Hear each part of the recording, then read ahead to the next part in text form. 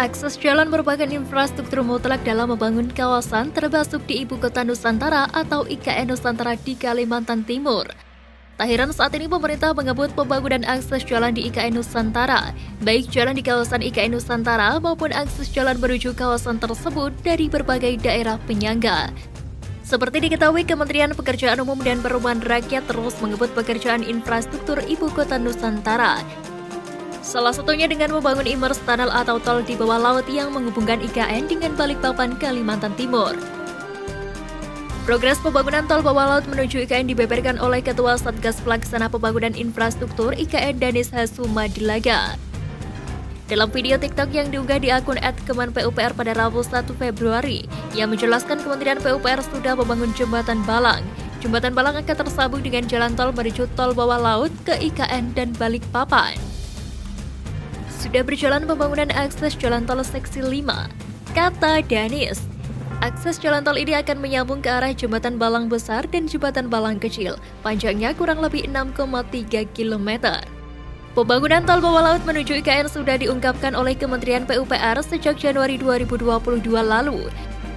Kepala Badan Pengatur Jalan Tol Danang Parikesit mengatakan ada semacam terowongan yang ditenggelamkan di laut atau sungai. Tol bawah laut tersebut dibangun melintasi Teluk Balikpapan menuju IKN yang sedang proses pembangunan. Danang menjelaskan tol bawah laut menuju IKN menggunakan teknologi yang disebut sebagai submersible crossing. Di lain sisi, pembangunan tol bawah laut menuju IKN disebut Kementerian PUPR sebagai usaha melindungi ekosistem sekitar dan lingkungan. Hal tersebut dikatakan staf ahli Menteri PUPR bidang teknologi, industri, dan lingkungan Endra S. Atmawijaya. Jadi kita tentu tidak mau area lindung dirusak, dan di sana juga masih ada daerah rawan, makanya jalan dibangun lewat bawah, katanya. Indra juga menyampaikan keberadaan tol bawah laut menuju IKN merupakan cara untuk mempersingkat waktu. Tak hanya itu, perjalanan menuju IKN menjadi semakin mudah dengan dibangunnya infrastruktur tersebut.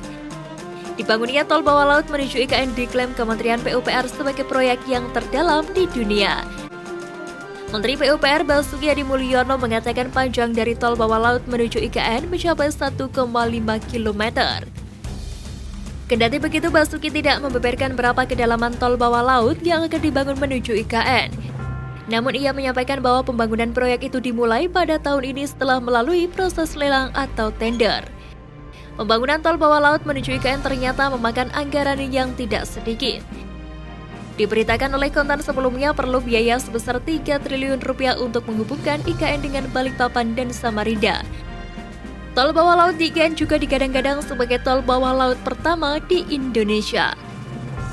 Kami sedang mempelajari lebih detail dan melihat proyek serupa yang pernah dibangun di negara lain, kata Kepala Balai Pelaksanaan Jalan Nasional Kalimantan Timur Junaidi. Ia menjelaskan bahwa tol bawah laut menuju IKN mempunyai kedalaman sekitar 40 meter. Jalan dari proyek ini memiliki lebar 22 meter dan panjang sekitar 1 km sehingga bisa memangkas waktu perjalanan dari kawasan inti pusat pemerintah ke Bandara Sepinggan Balikpapan selama 30 menit. Nah, itu tadi yang bisa Naratif sampaikan dalam video kali ini. Silahkan tulis pendapat kalian di kolom komentar di bawah ini. Sampai bertemu lagi di video channel Naratif selanjutnya. Terima kasih.